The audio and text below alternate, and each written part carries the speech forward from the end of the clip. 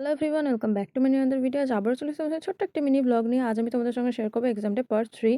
তো তোমাদেরকে আগেই বলেছিলাম যে আমি এই ভিডিওটা পার্ট পার্ট করে শেয়ার করবো, আর ফাইনালি হচ্ছে গিয়ে পার্ট 3 আজকে তোমাদের সামনে নিয়ে চলে এসেছি।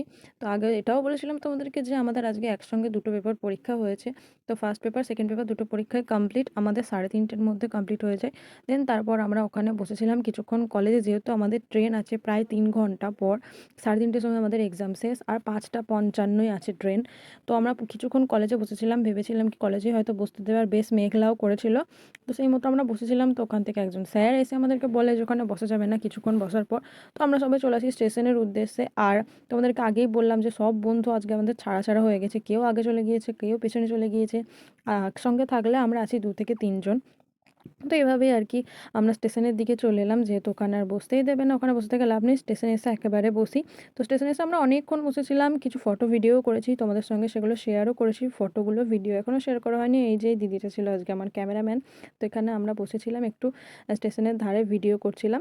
তো যাই হোক, আর এখানে আমরা অপেক্ষা করছিলাম ট্রেনের। তো ফাইনালি এখানে বলে দিয়েছে যে ট্রেন আসবে, আর আমরা সবাই এখানে উঠে দাঁড়িয়ে আছি। আর উঠে দাঁড়িয়ে থাকতে প্রায় হচ্ছে গিয়ে আমরা আজকে এখানে বসেছিলাম তোমার 2 ঘন্টা মতো, 2 থেকে 3 ঘন্টা মতো। আর ট্রেন আসার কথা ছিল 5:55, সে জায়গায় ট্রেন এসেছিলো পুরো 6টার পর।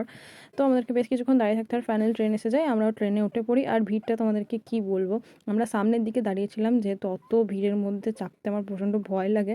আর মা বাবাকে ছাড়াই প্রথমবার ট্রেনে আমি কোথাও যাচ্ছি বন্ধুদের সঙ্গে, তাও আবার। যাই হোক, আমরা সামনের দিকে দাঁড়িয়েছিলাম, বেশ ফাঁকাই পেয়েছিলাম। আর ট্রেনে উঠে এখন বসে পড়েছি, এখন আমাদের বাড়ি ফেরার পালা। তো চলো বাড়ি যাওয়া যাক। আর এদিকে দেখো আমার অবস্থা তো খারাপ, সকাল থেকে এখনও পর্যন্ত আমরা কেউ ভাত খাইনি, সবারই একটু একটু হালকা করে খিদেও পেয়েছে। তার মধ্যে হলো আমার মাথা যন্ত্রণা শুরু হয়ে গিয়েছে, কারণ অত সকালবেলায় বাড়ি থেকে বেরিয়েছি সেই 8টার সময়, তখন স্নান করেও আসিনি। আর স্নান করে আসাও ফালতু, কারণ সারাদিন গরমের মধ্যে থাকবো, ঘামবো, এই হবে ওই হবে। আর স্নান যেহেতু করা হয়নি, সেই জন্য আমার আরও মাথা যন্ত্রণা শুরু হয়ে গিয়েছে। তো তো ফাইনালি এখানে একটু ভিডিও করতে করতে, গান শুনতে শুনতে, সব কিছু করতে করতে চলে আসি আমার নিজের শহর কাটোয়ায়। তো এখানে নেমে পড়লাম ট্রেন থেকে। এবার হচ্ছে গিয়ে ওভারব্রিজ দিয়ে উঠে আবার যেতে হবে আমাদেরকে ওদিকে, তারপর টোটো করে যাব সোজা বাড়ি। আর এখানে ভিড়টা জাস্ট দেখো, আমি তো ভেবেছিলাম ওপরে গিয়ে ভিডিও করব, কিন্তু এত ভিড় এত ভিড়, ভিডিও করার জায়গায় পাচ্ছিলাম না।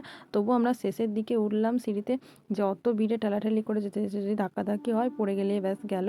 তো যাই হোক, এখানে আমি একটু ছোট্ট করে ভিডিও করে নিলাম। আর এটা হলো আমাদের কাটোয়া স্টেশন। আমি অনেক দিন পর ট্রেনে চাপলাম, অনেক দিন পর ভিডিও করলাম। তো এটাই হলো গিয়ে আমার এক্সাম ডে পার্ট 3-র ভিডিও। কেমন লাগলো তোমরা অবশ্যই কমেন্টে জানিও। ভিডিওটা ভালো লাগলে অবশ্যই লাইক করে দিও। আর আমার ভিডিও ভালো লেগে থাকলে অবশ্যই আমার পাশে থেকে চলো। আজকের মতো বাই।